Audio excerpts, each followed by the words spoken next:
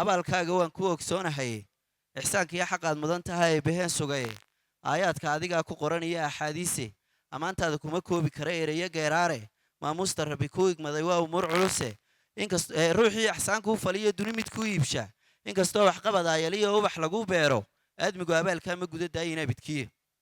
alla iyo rasuulkiisa iyo qiridda iimaanka xaqadaa ku soo raaco oo lagu adeecaaye xikmad culus aduu eebbahay ku agaasimayey axkaam awran baad leedahay iyo amarro waaweyne albaabada jannada looma furo ruux ku inkiraye ma aflixe waa qofkii aan garan abaalkaaye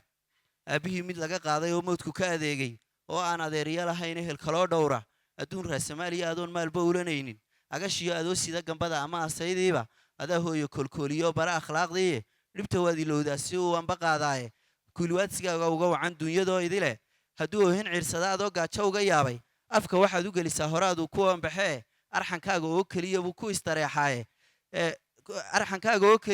istareexaaye nimay aaye korisaa yaqaan adi la'aantaaye rajaga agoonkaba ka daran waana la arkaaye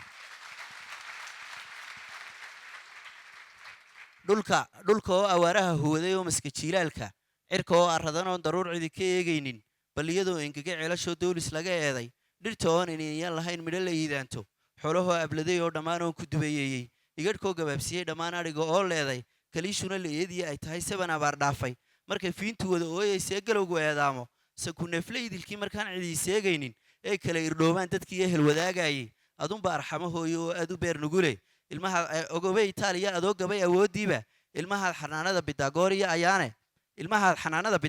goor iyo ayaane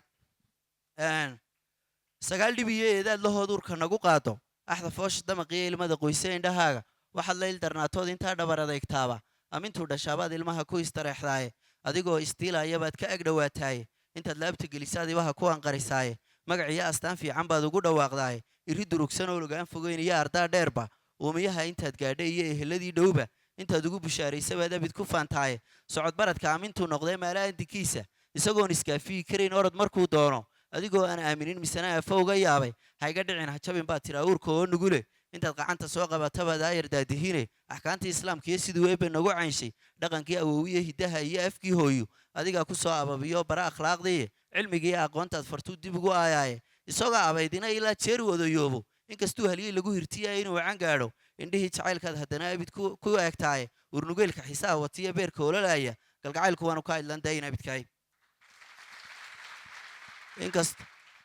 inkastoonan wada oofin karin waajibkay saaran axdii baan ku marayaa inaan kuu axsaan falee ifku sooriyo kuu qalantay iyo malahayidaane aakhira wanaag laga fishaa lagu arooraaye kuu furan albaabada jannadu idam ilaahaye inta nebiga raacdiya ku biir helo khayrkii